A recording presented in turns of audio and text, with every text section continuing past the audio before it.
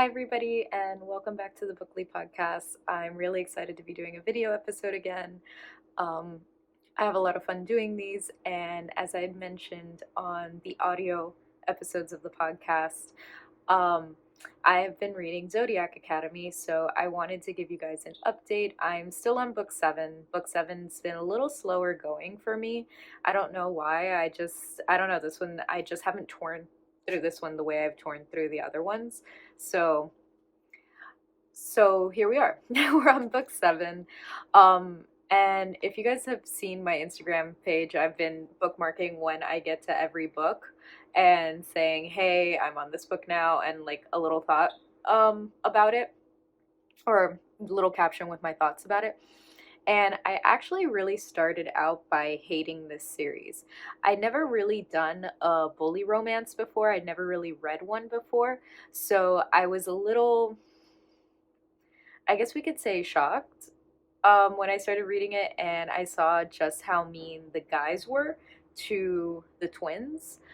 I really, really, really hated the heirs at first, and I didn't think I was gonna like the whole series, but a friend of mine told me that that's the series that got her back into reading. So I said, you know what, let me give it a chance and let me try to take the series in as it's supposed to be read.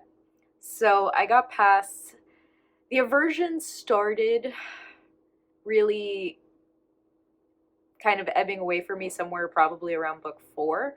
And then the story got really interesting. Like once the girls were settled into the school and, they were developing their powers and they started developing as characters themselves outside of like, oh, our only purpose is to just hate the heirs and the heirs are just really mean to us and we have no desire to take the throne or whatever.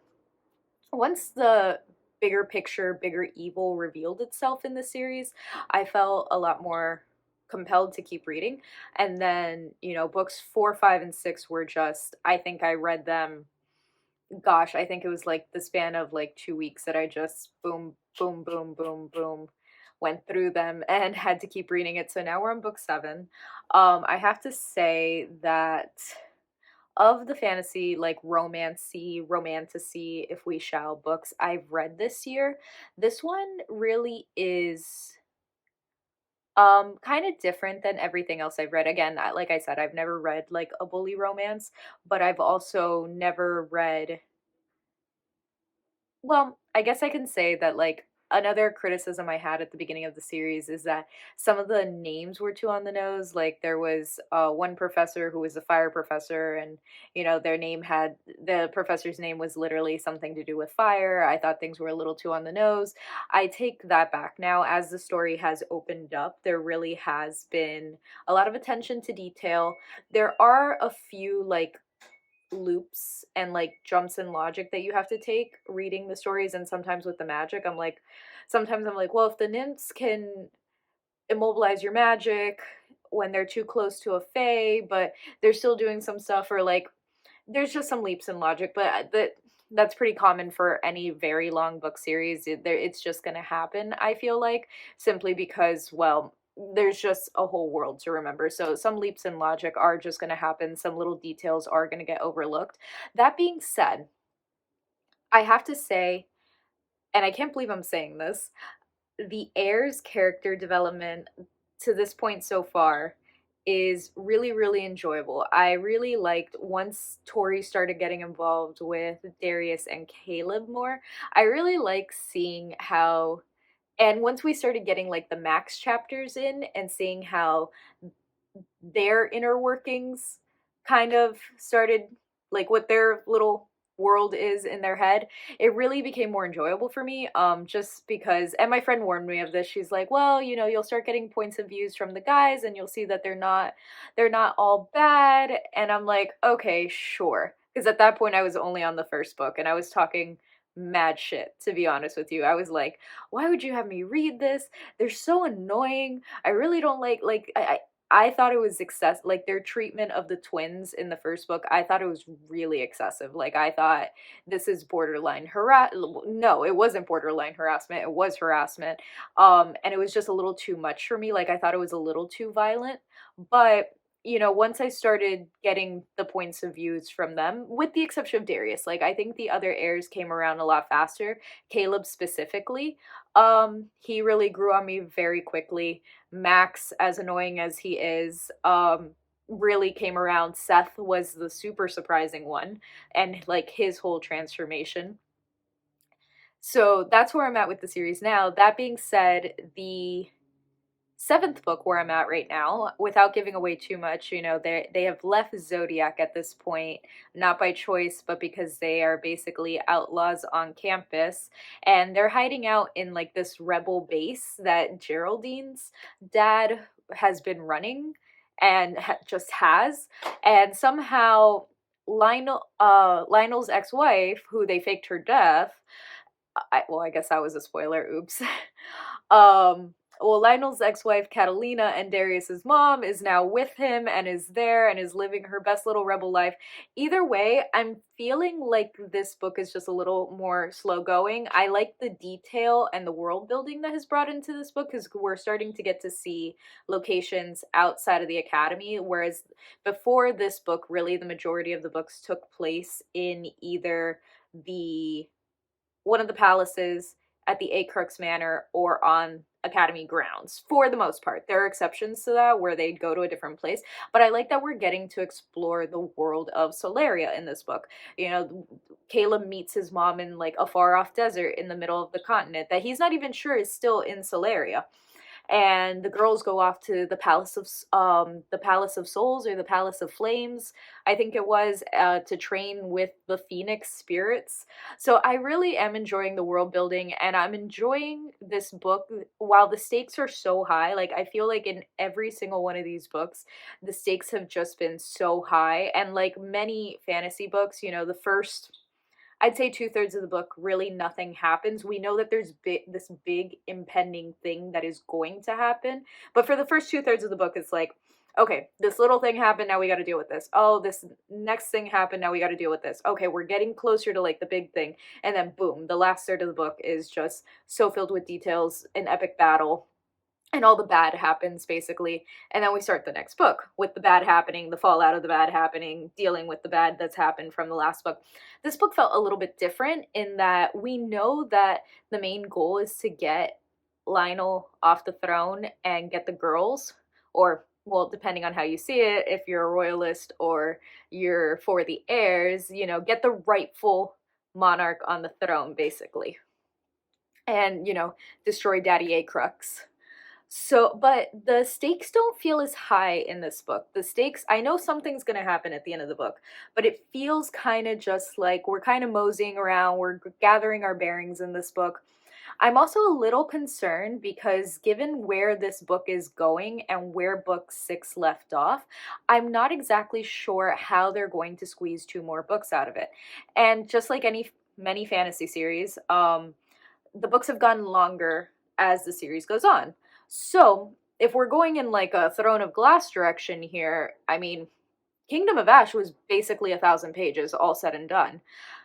That's a lot of material. With the point that we're at in the story now, there are kind of some hints I can see at what the next 2 books might be, but I'm really at a loss at how they're going to draw this out for 2 books. Like, I mean, we know that they're going to defeat Lionel because there's 2 more books. I mean, if you haven't drawn that conclusion, or maybe they don't. You know what? Maybe they don't.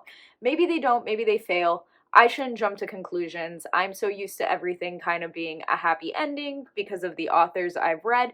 But maybe this isn't that. Maybe, I don't know, maybe Lionel kills them all. Maybe we actually lose a couple characters here. I mean, we've lost Diego already, so spoiler. I'm really bad with the spoilers. I'm really sorry.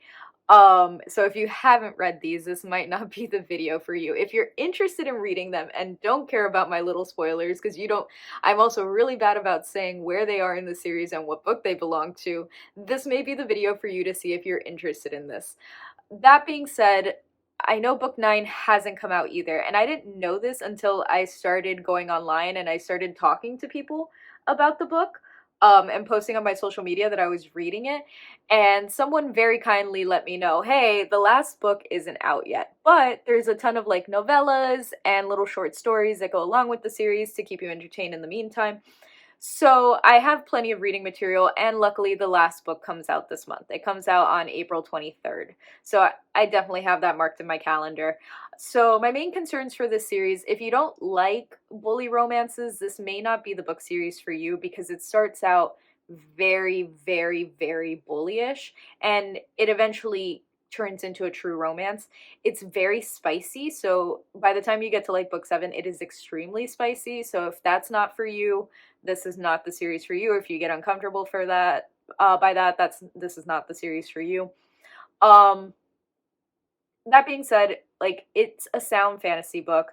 I like the mechanics of the magic in the book. I have to admit that I like the take on fays and fairies in this book. I really do. I like that fays are like phase the species, but within those species they have orders, and the orders basically put you, actually think of like Dungeons and Dragons, where like you can be an elf but then you have a class to you, and you know you can be a rogue or you can be an assassin or any number of things. So like phase the species, then they have like their orders, and their orders are basically, are you a vampire? Are you a werewolf? Are you a Cerberus? Are you a manticore? Are you a phoenix?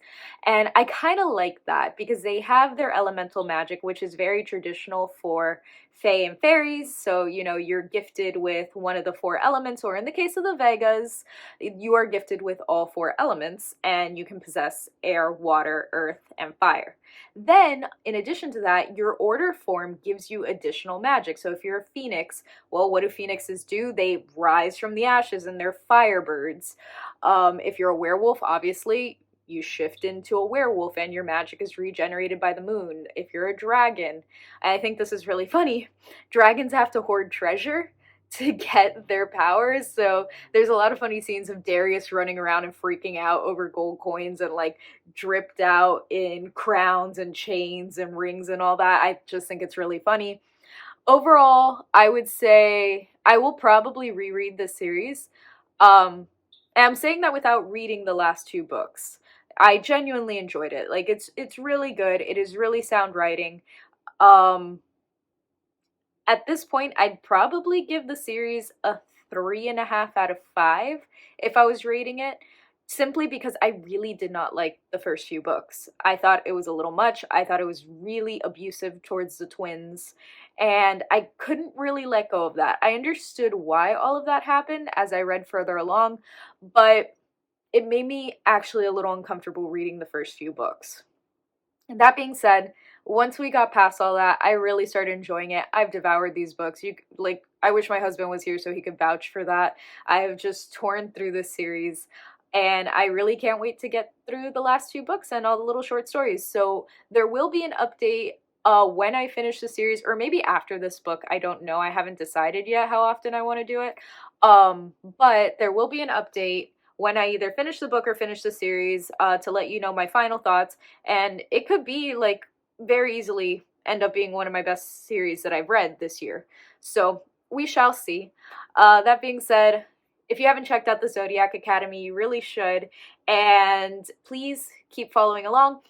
Please keep in mind that episodes of the Book League podcast, like our usual audio episodes, do come out on actually, I can say anywhere you listen to podcasts now, because I switched the podcast hosting platform, and this is really awesome. So now I have iHeartRadio available to me. I know that Google Podcasts, I think, is gone today in the US anyways.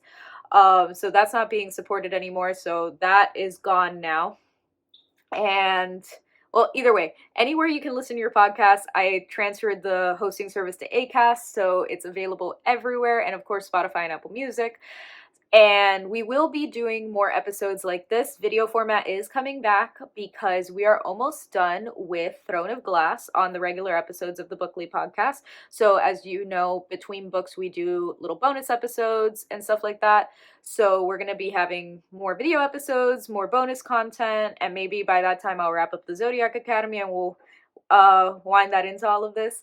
Also, if you guys want to follow me on social, I'm at the Bookly Podcast on YouTube and Instagram, and at Nat Hope Harrington on TikTok and Lemony, which is where I do a lot of my book reviews. And if you want to email into the show, let me know what you're reading. Let me know what you got going on. Let me know your thoughts on any of the episodes. If you got theories, any of that stuff, or if you just want to say hi, I'd really appreciate it. I can be emailed at thebooklypodcast@gmail.com. And there's a new episode of the Bookly Podcast this Sunday, so please listen. Thank you so much, guys. Bye.